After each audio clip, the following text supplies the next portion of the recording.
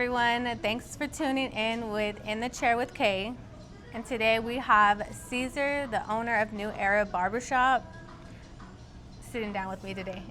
How are you doing? I'm doing fine. You're doing good? Mm-hmm. Okay. So, Cuts with the K, our mission is self-care. So if you look good, you feel good. And the Bible says that you can overcome by sharing your testimony.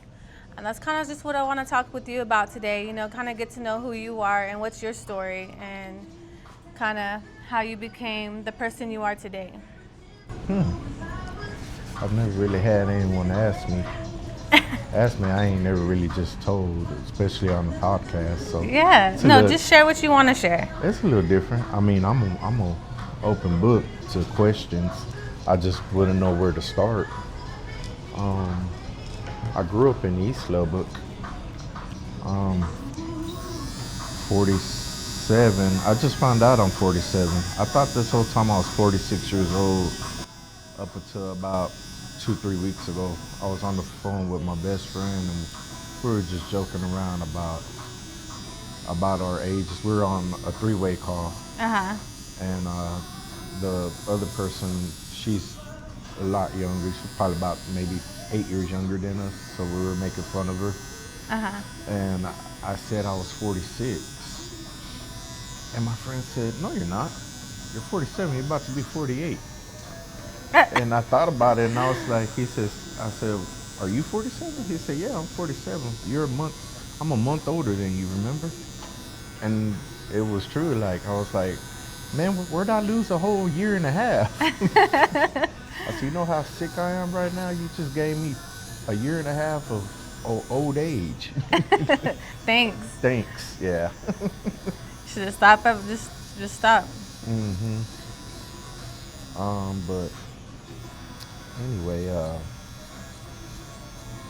I guess I didn't grow up too bad. I got both my parents. Grew up in a Christian home. Okay.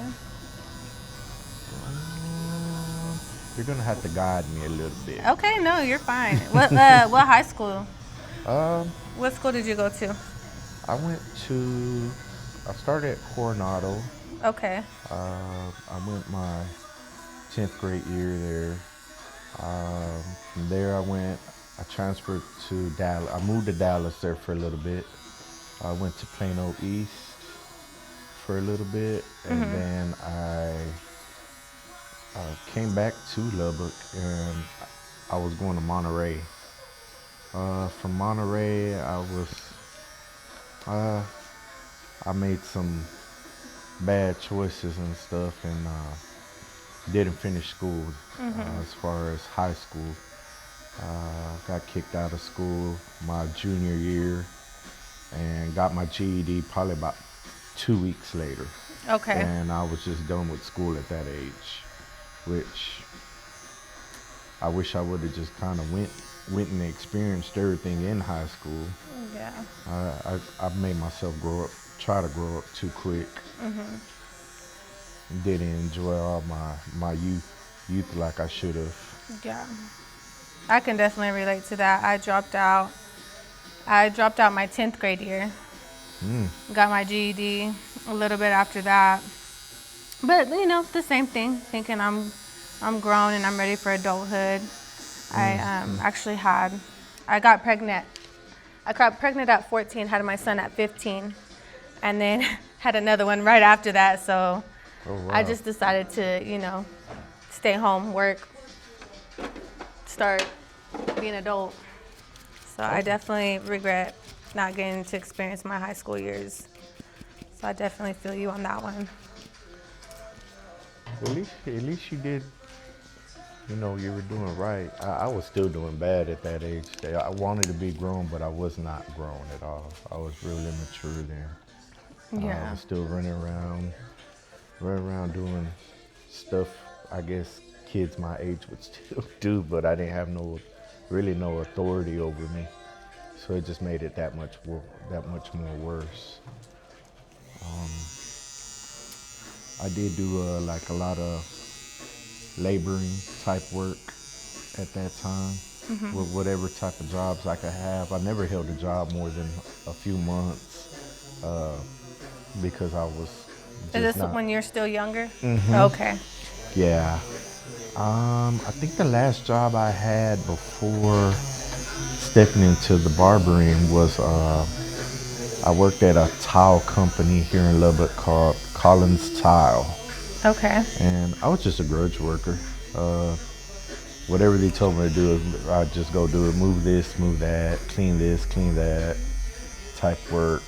I was always dirty in the elements outside in the cold or in the heat. I think I did that job for like maybe almost a year, Okay. and which probably was the longest I ever held a physical hard job. I had a friend that was going into that went into barber college, and he kept trying to get me to sign up with him. But at that time, it was more like I was trying to settle down some. Me being immature. I Yeah. tried to take care of my dad duties and stuff like that. Um, I remember it was in the winter time, and it was real cold.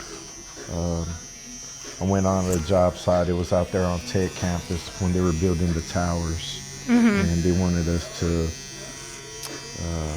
put some type of tile on the outside of those towers way up. I don't know how tall those things were, but I'm scared of heights, Yeah. so it wasn't something I wanted to do. But they wanted me to go up there and get on the outside, set up everything on the outside of the little tower, and Ooh. yeah, and the wind was blowing that day, and it was pretty cold, so you could feel the tower swaying up there, like Oh no. yeah, just how tall they were. And man, I wasn't feeling that. Then the water was cold. When I would stick my hands in the water, it would like hurt real bad. It felt like kind of like pins and needles type thing.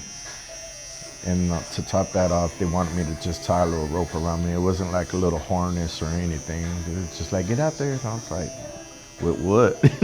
Oh my God. Like, tie this rope around you and you get out there, you'll be all right. I said, man, I'm gonna take my lunch. I'll set up after, and that was the last time I went out there. Yeah. Yeah. You never went back. Yeah, I actually went on my lunch break and registered at Lubbock Academy on my lunch break, and he told me the odds of me getting in were pretty good, and that I was pretty much gonna get in. He could guarantee that I was gonna get in and get financial aid. So I just quit my job that day, but I didn't know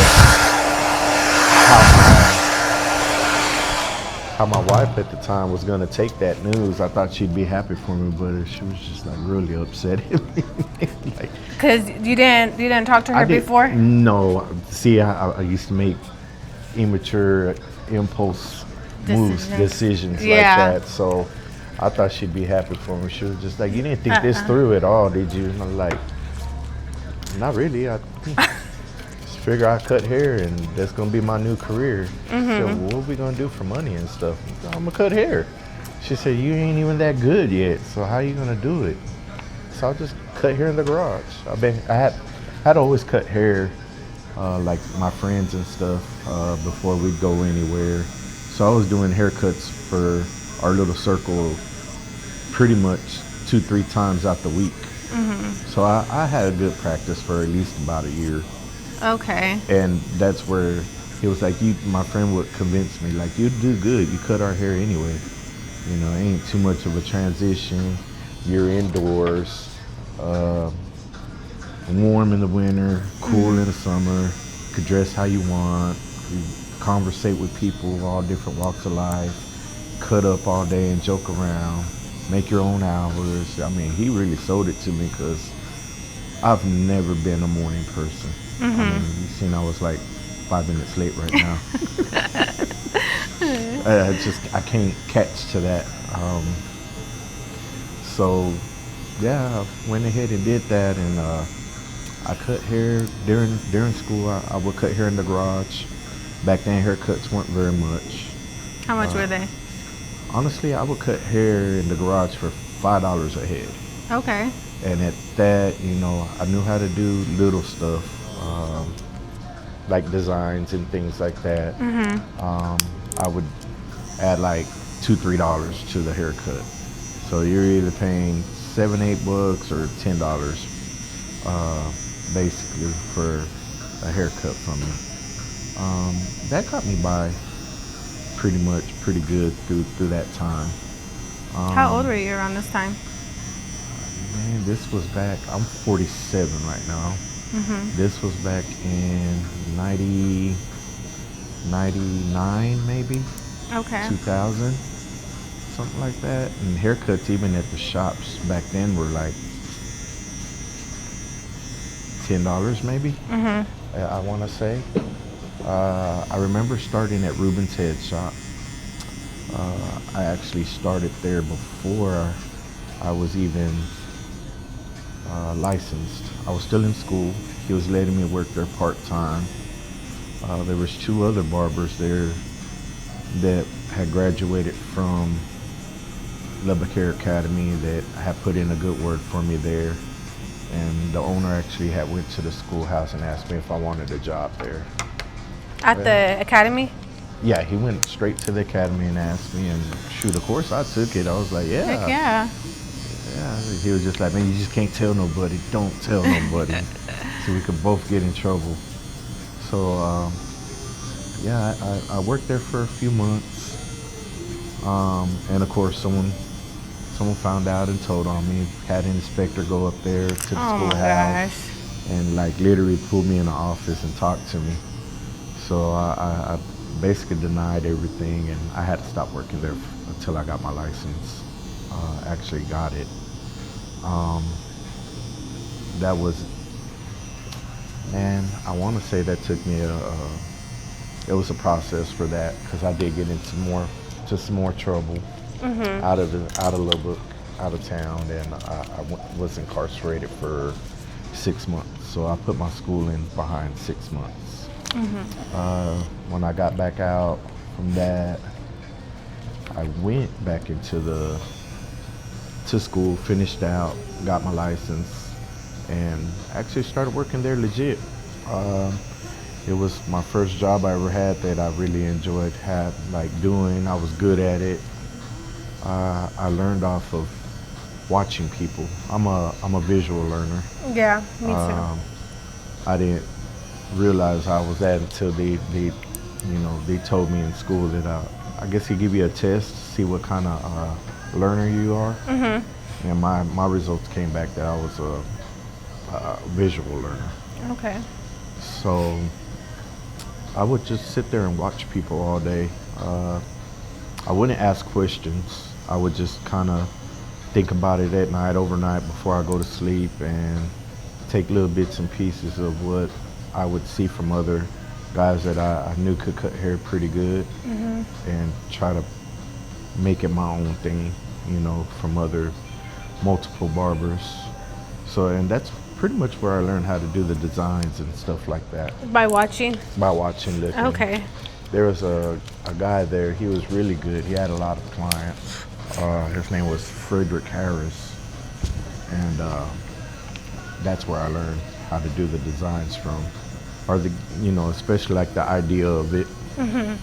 Back then there was only a few guys that did designs here in Lubbock in the late 90s, early 2000s, which was him and a guy named El Paso.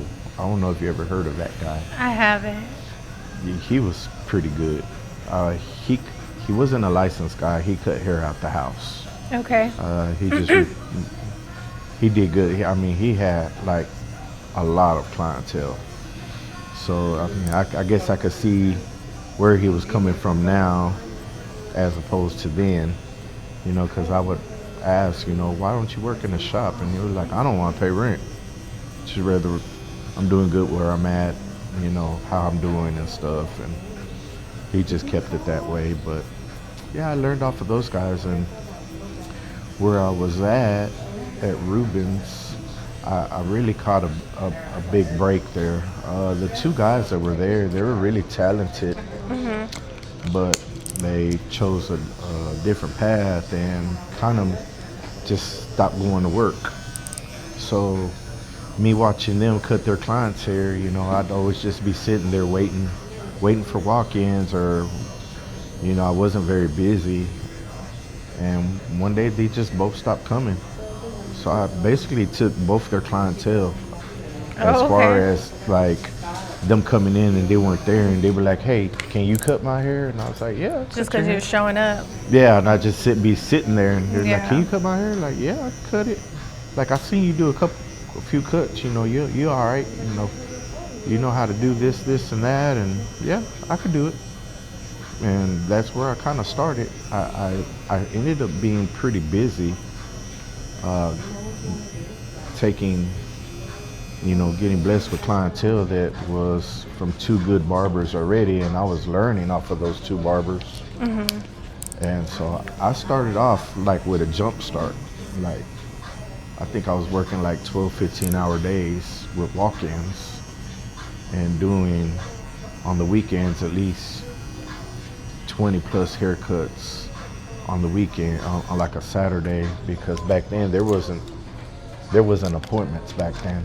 There wasn't? It was straight walk-in? Straight walk-in. Oh, So you okay. walk in on a Saturday, we'd have to be there like 8 or 9 in the morning, and there'd be people in the parking lot waiting for us to open up. So those would be the morning rush. You'd have a morning rush from opening to about right around after lunchtime, then it'd slow down, and then we'd have a free space from 2 to 3. We'd take a lunch, and then we'd have the afternoon rush. And we would close about 6 or 7, but you'd be tired by the end of the day. Somewhere around in there, we started doing after-hour cuts. The owner hated it. He didn't like it that we started that.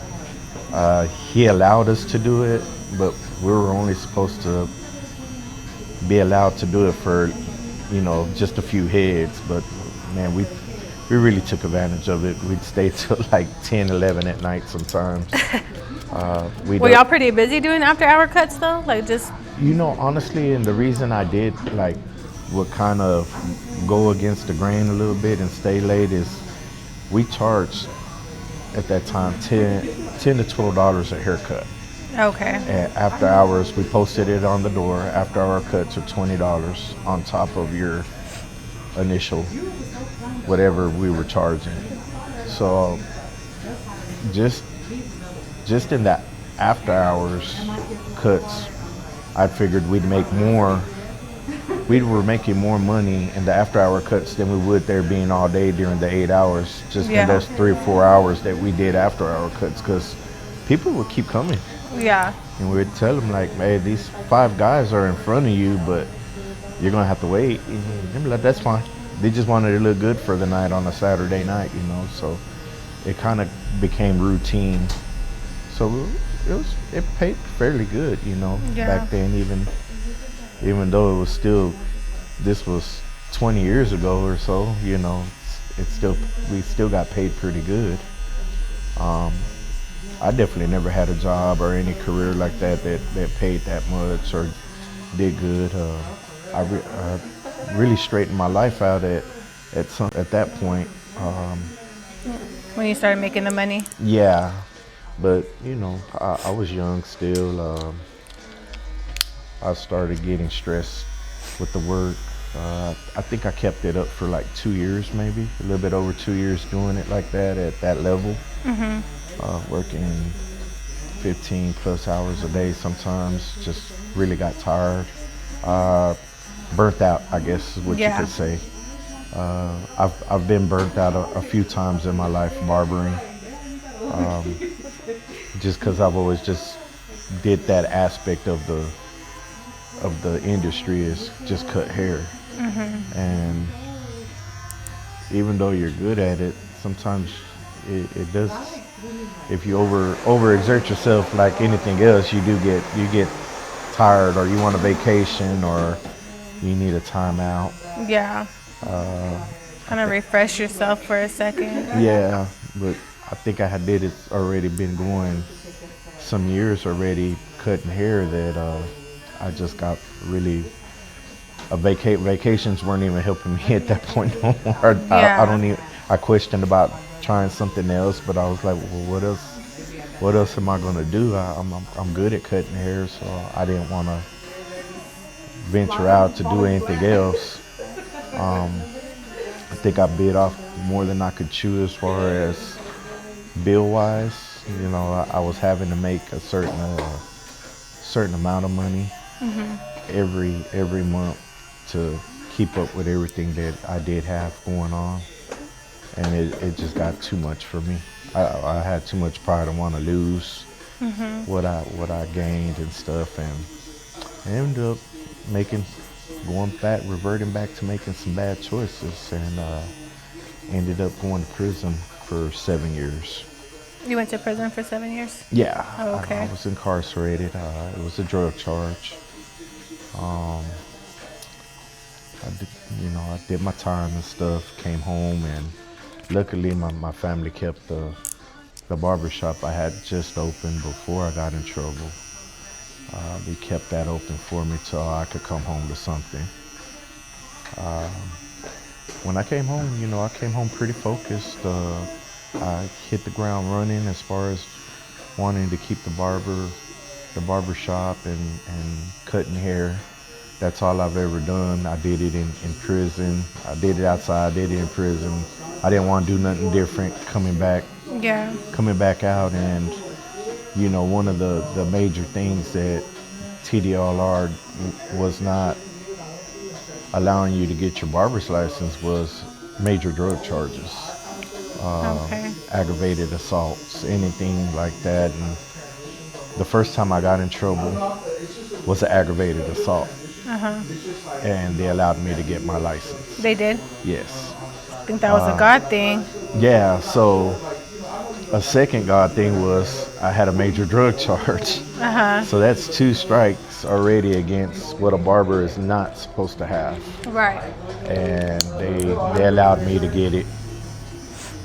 So I got blessed with that. It took about a year, a little bit over a year for them to approve me to take my test again, but they allowed it. So I got blessed. I was really nervous about that, Yeah. waiting on an answer from TDLR. And of course, I went against the grain again, as far as, not wanting to switch my career around. I really wanted to stay cutting hair, and I was like, well, Do up. If he waits just a little bit, I can get him in just a second. He has an appointment to go to at 1:15. Oh, okay. I was gonna leave after this. Okay. Yeah, if you want to come back at 2:30, we'll be able to do it. All right, great.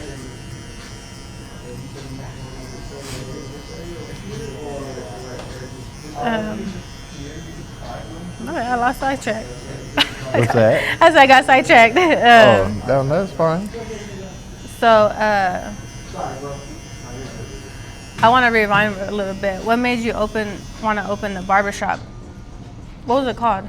Your first barbershop? Underground Cuts. Okay. Oh, it's that UGK. Okay. I actually had a disagreement with the owner at the time. We were friends. We were good friends. And basically we had a disagreement in the shop in front of customers and stuff, and I just felt it was time for me to move around. Yeah. He blessed me with work there, started me off there.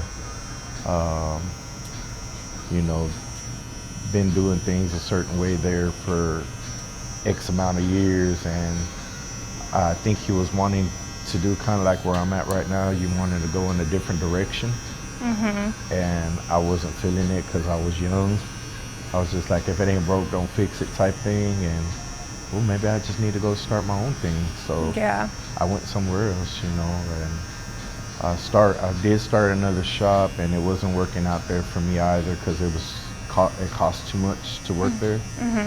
And there happened to be a old barber shop down the street right from where I was at,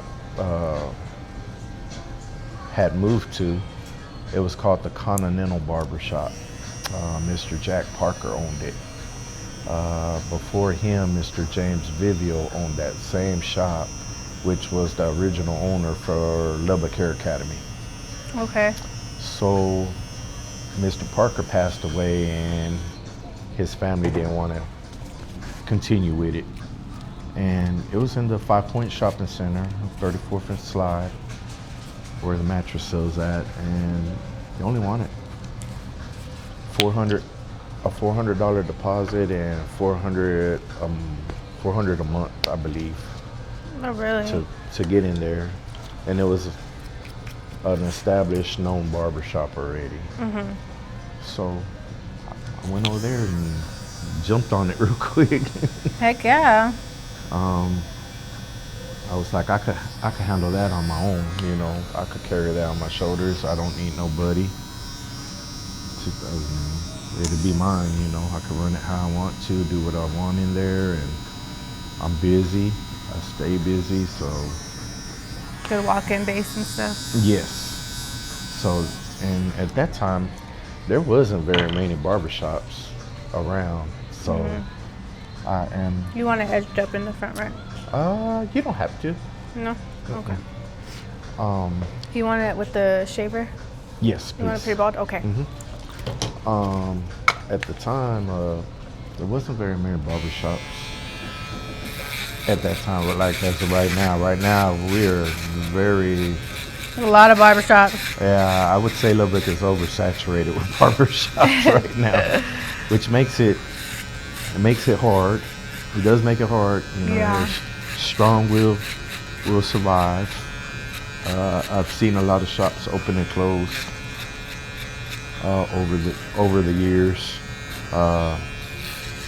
I feel like I've been in that boat already too, you know, where I question staying around or working somewhere else. I actually worked here for a little bit with Lou and Trina, Okay. and I enjoyed it. I had sold my shop a while back, and that didn't pan out. And I acquired the shop back, you know, which that was a blessing. And just working here in this shop made me change my outlook on how I want the direction of my shop to go.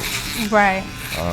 I like the vibe, and I like how it was quiet. You could hear your clients, and you know, I grew up in my shop. Basically, I was still young. I was in my 20s when I got my shop, so. Wow. You were super young. Yeah, so I was a young owner, and you know, I made a lot of mistakes in there. I went a lot of different directions with it that maybe I shouldn't have. And I mean, it is what it is, you know, and I feel like there's a lot of growth there. So going into acquiring that shop back, you know, I even changed the name because I just felt like it was something different that I wanted to do. You know, it's taken a lot, you know, a while to get a routine there, a consistent routine now. Is that where the name New Era Barbershop came into place? Yes, that's exactly where it came in. I love it. I love it. So me changing things up, wanting to go a different direction, I said, okay, it's New Era. We're gonna start New Era. So I like the vibe in my shop now. It's like this, it's quiet. You know, it's not, before it used to be real loud, real rowdy. I'd hire young people to come in here, and I'm not really, I mean, I like the younger guys and stuff, but sometimes it's like having kids all over again. You tell them one thing, you know, to try to help them out or whatever, and they don't listen. Yeah. Hard-headed. They're hard-headed. So we do have a couple of youngsters in there, and they're really good kids. But you know, the way the shop is now is kind of set, you know, and it helps. I feel like it helps them more being more in a professional setting than kind of just doing how I learned. You just do you and don't really have no one telling you nothing, you know. Right. That was something I can honestly kind of say that I don't think we had at the shop I came from. You know, there was respect there, of course, and we knew what we could do and what we couldn't do. But it's like now you let someone take something and run with it. Now they just run with it all the way until you have to tell them something. But definitely like where I'm at right now. Shout out to Lou and Trina for instilling that, making me remember, you know, certain things, certain values, setting that tone for me. Yeah. Shout out Lou and Trina. Because if y'all didn't know, that's the shop we're in right now. Next level. Man, that's what's up. So, man, you do have a testimony. Oh, You, yeah. but boy, you do have a testimony. Yeah, if you ask me the right questions, I mean, I could talk probably for a few hours. Yeah. But me just going off the top of my head, nah, there's just too much there. I don't know where to start. Man, so where has God played a role in all the ups and downs, the challenges, the victories in your life? I'm actually going through it. You know, got baptized last February. Let me clean your face real quick. So I've been baptized for over a year now. It just took me to be in a really dark place to just finally open up and try God. You know, like, of course, I grew up in a Christian home, and I had my issues from being young and not wanting nothing to do with God there for a little bit. Yeah. I guess I was angry about certain things that happened earlier on in life, and just kind of put that to the side and grew up. Yeah. Realizing that, you know, life's, you know, Yeah. life be life. And, It really does.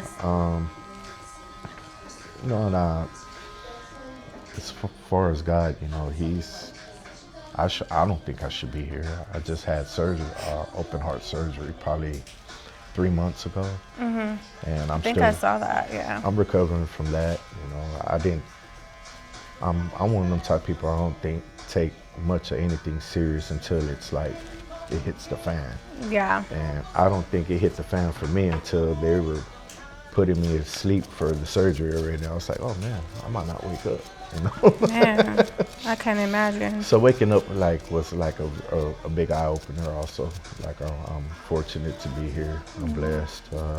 You still have a purpose here. Yeah, you know. You still got a purpose. I was like, so me getting in this little wreck last week also, it was just like, man, that wreck could have been a lot worse.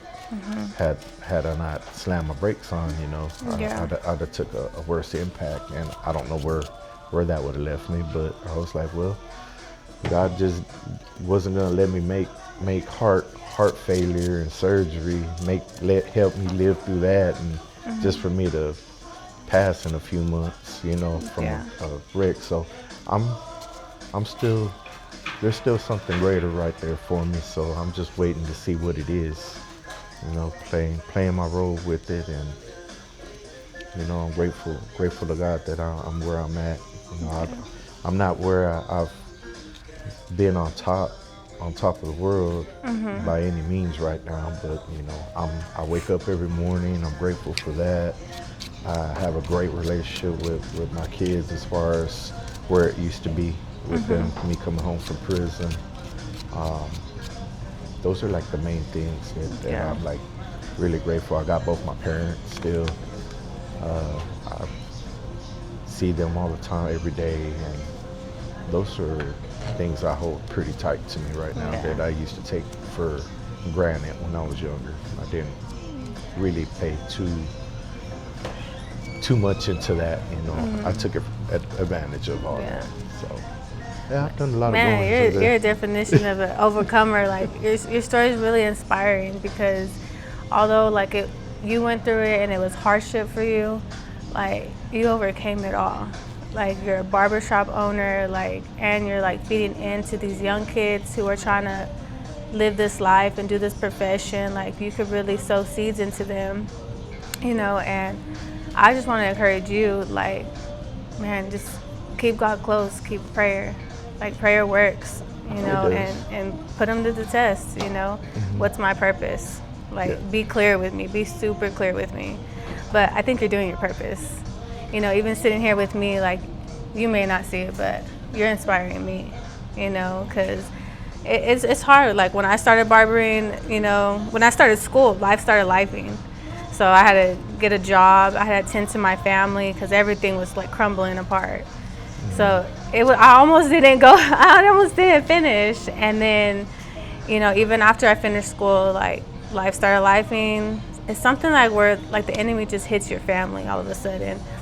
And so I almost didn't get my license. I was just like, you know what, I'm just going to work my 9 to 5, focus on the kids, do this, do that. But I applaud you because, you know, like I said earlier, my first time around, I was really blessed with all my clientele. I see the struggle for y'all now in this day and age, where the industry at, how everything is so much harder. Yeah. Especially there being so many shops, so many talented young people. Yeah. And me, I'm having to start over again at a late age too. And it is a challenge. Yeah, it is. So I applaud y'all, anyone that's in this industry that's doing good and all that. I know the what they say to build your clientele back up, the advertising, the putting yourself out there, the staying put aspect and waiting. Yeah. You gotta wait, and then it pays off because the consistency of you being in the shop and your customers, that's what they look for. Yeah. You know, not just if you're good, they look for consistency. You could be the best barber in Lubbock and be struggling because you're not consistent. And I've seen it so many times with great barbers that just, they're not consistent. You know, and I've been there too, you know, a few times over. Yeah. You know, but, you know, starting over where I'm at right now, it's a struggle. So it's a struggle. But like, yeah, you y'all. said it, consistency in the waiting season. You may not see results right now, but you're sowing seeds. And that's with everything that we do. That's when we're talking, you know, sowing seeds. It's when we sit down with clients. It's all of that. So, but I mean, I love it. I know you love it.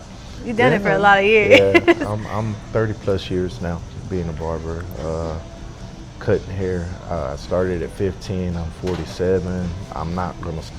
This probably what I'm gonna do until I can't stand no more. Actually had my dad weld me. He's a fabricating welder, or he used to be. He welded me this little thing where it goes under the chair, you sit on it, and it swings all the way around. Like the little seat. I've seen those. He made me those. one. Wow. Yeah, I'm not used to it. So I pulled it off to the side, and I just ain't told him yet. I still want to use my legs. Like if that's like a last resort for me to cut hair, that's where I'm gonna be. You know? I'm gonna cut hair well into my 60s. I'm gonna be one of those old school barbers. No. They got little viejitos walking in. No, I love it, man. So, what's one advice you'd give to the younger generation right now, whether it's pursuing barbering, pursuing their dreams?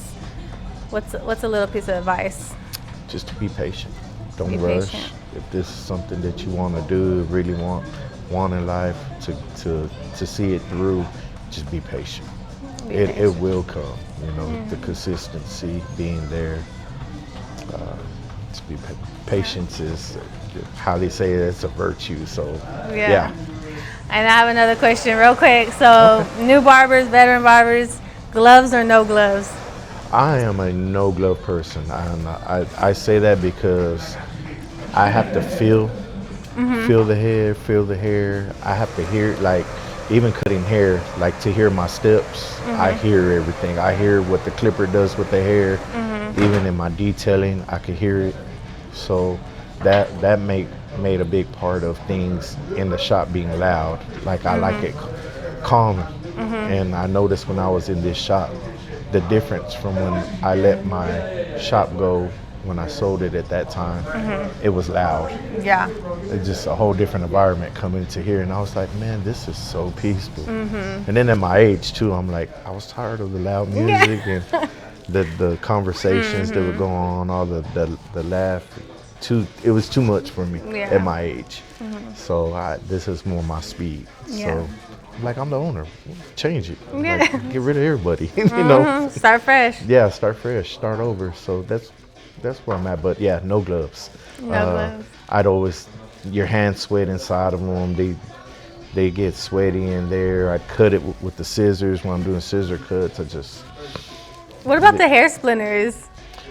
I mean, I've been doing it 30 years. I mean, as soft as my hands are from doing hair, I guess they're used to it. Yeah, so they don't bother me at all.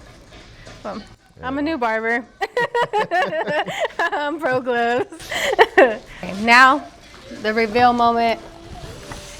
And you can correct me, okay? Because I'm still learning. Oh.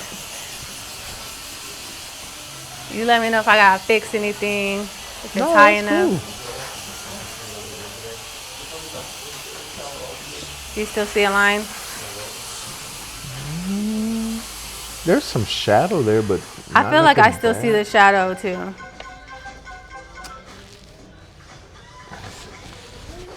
What do you think? Is it right there, the shadow a little bit? Okay. Dude. See, I got my eyes closed and I told you? Yeah, because you're feeling it. I can see what you're doing. I can feel it. So that's where I did with the shaver. So I think that's what I struggle with is when I hit the shaver because I'm trying to get it to blend with the trimmer. So what do I do? Flick up or flick down? Show you a trick. Okay. Okay. You want the shaver?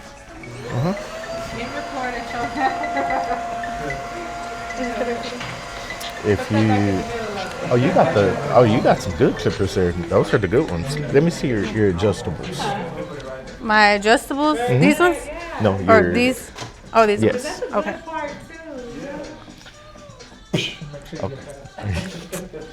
Okay.